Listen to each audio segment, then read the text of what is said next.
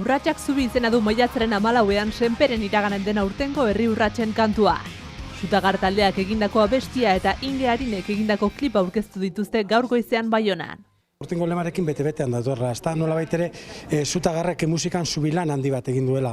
Hau da, generazioak batzeko balio izan duela eta gu bezalako karrozak entzuten dutela eta 9 urteko ume batek ere entzuten duela eta bueno, zubien urtea izanik, iruditu zitzaigun talderik egokiena zela abestia egiteko. Guretzako euskera, ez dakit, esentzia, taldearen esentzia, orduan horren inguruan da herri urrats baten dako bestia egitea. Ez dakit, oraina, esan dezak, mendik aurrera ere, herri urratzen historian hor egongo da gure izenatzak agertuko da ez beste askoren artean, baina, klaro, ere badala, egon da gauz gu, mental urte asko ere festara etorri gara, ez dakit senperera, orduan, bueno, orain partaide ere izatea jain barrutikan, plazerra. Aurtengo edizioa inoiz baino bereziagoa izango da iparraldeko ikastronaldeko bestak 40 urte betetzen dituelako. Azken 40 urte betetzen ditu aurten herri urratsek eta uste dugu urte guzti hauetan zubiak eraiki direla. Zubiak eraiki direla beti batzeko norabidean eta norabide ezberdinetan, ezta?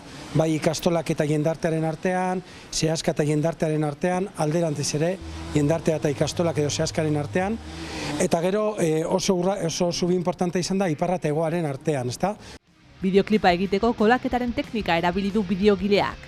Ez zitzaidan interesatzen justu taldea hartzea musika jotzen edo kantatzen, beste zerbait egin nahi nuen.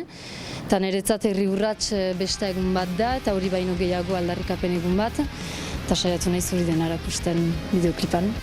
Bideoklip eta kantu aldarrikatzaile honetan euskararen aldeko borroka ere aipagai izan du Sutagarrek. Hegoaldean bai dago euskararen kontrako kanpaina zuzen bat ez dut esango, baina bai dago oso politizatua eta euskarari garrantzia emoteko ez nahi izatearen zera bai Nafarroan asko, igual autonomia elkartean gutxiago, baina Nafarroan asko. Eta iparraldean oraindik gehiago nabarmentzen da hori ez.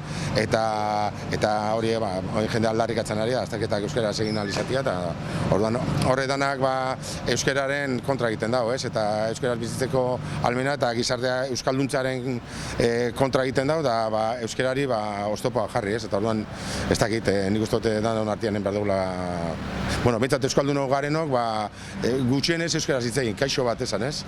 Datorren astetik aintzina, herri urratsek programazio oparoaren xehetasunak eskiniko ditu, baina aintzinatu dutenez Sutagar taldea oholtza gainera igoko da.